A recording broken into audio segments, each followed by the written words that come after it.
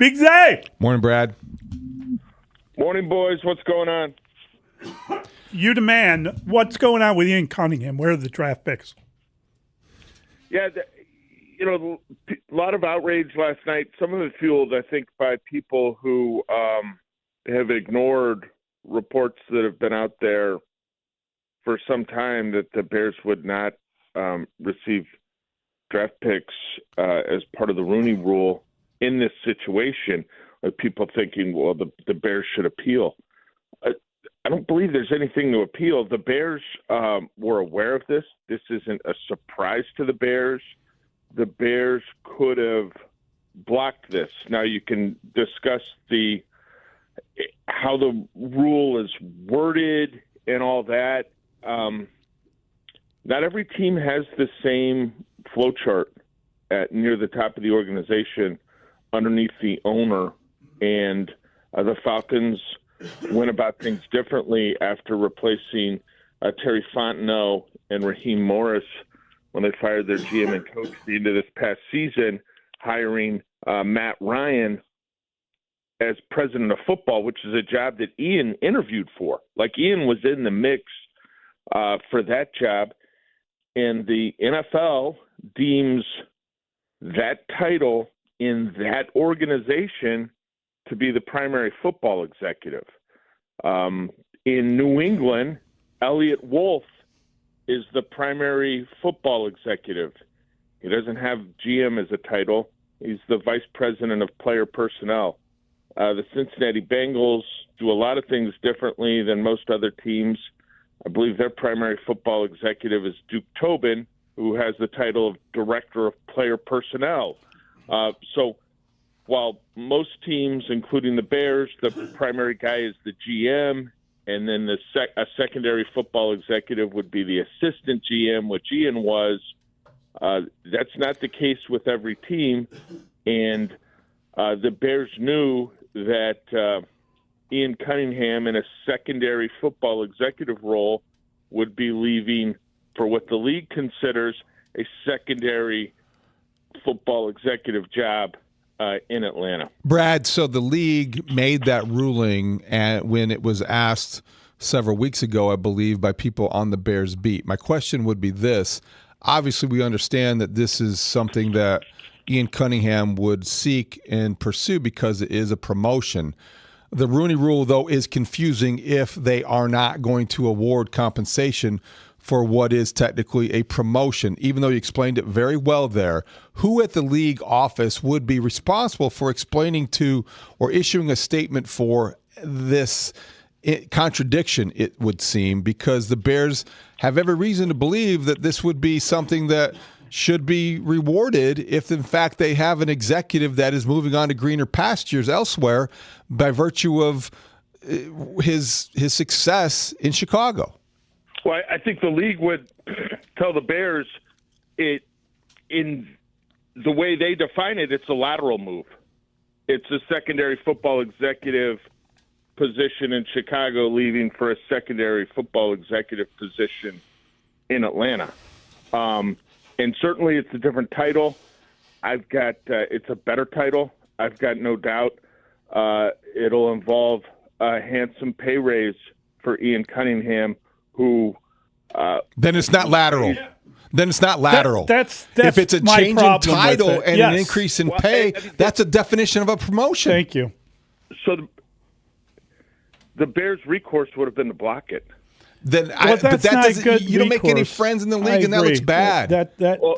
And that defies. You're shooting the messenger here, Dave. Oh yeah. I'm not shooting you, Brad. I'm just talking. We're just talking, man. But I think David has a really good point, which is if you're changing the guy's title and you're giving him more money, you're giving him a promotion. He's being promoted. He is, no question, being promoted. I think what you have here, what I talked about in the beginning is not every club has the same structure. Right. And so you are going to have to come up with a system which is not going to be a perfect fit for every team because not every team's flow chart is the same. Like that president of football where Matt Ryan is over the football operation, where the Falcons have an entirely separate president, CEO, just like the Bears have, it makes it different. Like the Falcons added another layer to the hierarchy there under Arthur Blank, the owner. Right. And so how do you, I think the league would say, how do you look at the situation in Atlanta and not deem that title, that position, that director of football, to be the primary football executive? You're exactly right, Brad, and you are the messenger. But I think that we both can agree that what you just described would encourage the Bears to block Ian Cunningham. And any rule that is designed it would defeat the purpose of the Rooney Rule. Totally would. Yes. You're discouraging progress. And I think anytime you do that, you got to look at exactly what you're doing here as a league. And if you're doing this, explain it in a statement. And I just don't think they have adequately. Yes, I agree. Yeah, and I don't know that they will come out and make a statement on it. Blocking it would be a bad move for Ryan Poles from the standpoint that you never want to discourage your workers, your people under you, your friends to not pursue things like, and that is not something that would just wrinkle the nose of Ian Cunningham if you said, no, sorry, Ian. That would be a problem in the league. Yeah, I agree with you. It would be a problem for others in the building at House Hall. Like, I can't imagine there's many people that are more excited and happier for Ian Cunningham this morning than Ryan Poles. Yeah. And you want to see your friends achieve, other things. And good for him. Good for the 4 years that he helped Ryan Poles get the Bears up and running.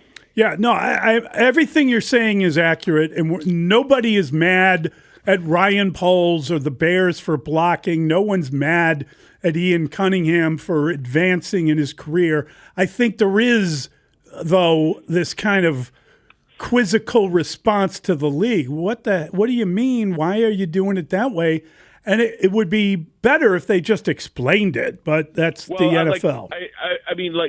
I guess, one thing which would be confusing, let's say, and this is a hypothetical, right? But let's say Ian had landed the job that went to Matt Ryan, okay? Yes. The Bears would have gotten 2 compensatory draft picks. Then the Falcons go to fill the GM job under Ian, and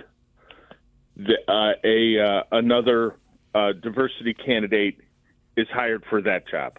Okay, then does that team get multiple draft picks? Yeah. Is what you think? But the league, these are compensatory draft picks. It's not like the Falcons. No, I know that. I'm aware. It's not like the Falcons are being punished. So it's just, I think it's a can of worms. Yeah. Then don't put the rule. Then don't make that. Don't incentivize something that you're not going to reward. Not going to pay off on. That's all. It's just inconsistent. It is inconsistent. Well, and it was a challenging thing. The Tennessee Titans had kind of had a different structure to their front office before that was actually, I think, some clarity was achieved for everyone here earlier this month with them kind of redesigning how they're doing things. But it's in some places it's a little bit different. And just to be real clear here, like this isn't something that catches the Bears by surprise. Right. They were aware. And it's unfortunate for them. It's more unfortunate when you look at the spirit of why these rules and measures were put in place. Like the league has made some progress in some areas. There's no question about it. Very little progress in terms of minority offensive coordinators, but the league's trying to get better, and it's I think Ryan Poles and the Bears will be fine. I would imagine the next step here is probably a promotion for Jeff King, who's the director of player personnel, Yes. who's been originally hired as like a scouting assistant. He's excellent. Back in 2015, and because you got people there that are probably deserving. I've been told that he's excellent. I have been told by people that he's very good. Well, and he's already on the GM radar a little bit. Yes. Like Jeff King had an interview for the GM job of the Chargers just 2 years ago in 2024, and he had ties to Harbaugh, a relationship with Harbaugh, which made it look like this guy might have a chance here.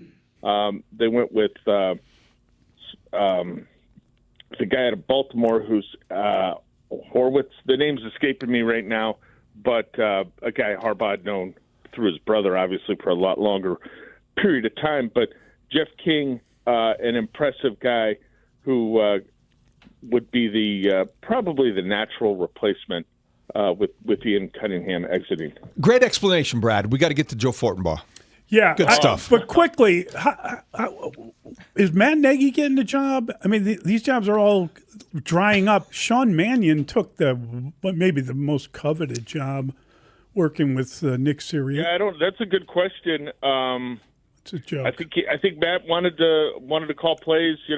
I'll say this about him, and I know it's low hanging fruit in Chicago, and people like to poke fun at him, but when you look at the fact that guy was 2 games above 500, 34 and 32, I believe it was, in 4 seasons as the Bears head coach with Mitch Trubisky at quarterback, and then some of the other guys that they had at that position, 2 trips to the playoffs. Maybe not all his doing. Vic Fangio was there as the coordinator in the beginning, but like people beat up on him pretty good, and I'm like, go over a period of time, the Bears being above 500 for the 4 seasons under Nagy, again with Trubisky at quarterback, a quarterback he didn't draft. I think some of the criticism of him by Bears fans is a little unwarranted and obtuse. Didn't expect that. Yeah, thank you, buddy. The Thank defense you. for Nagy. That's Brad Thanks, Brad. Biggs. He's Have the a great football. weekend, guys. You too, pal.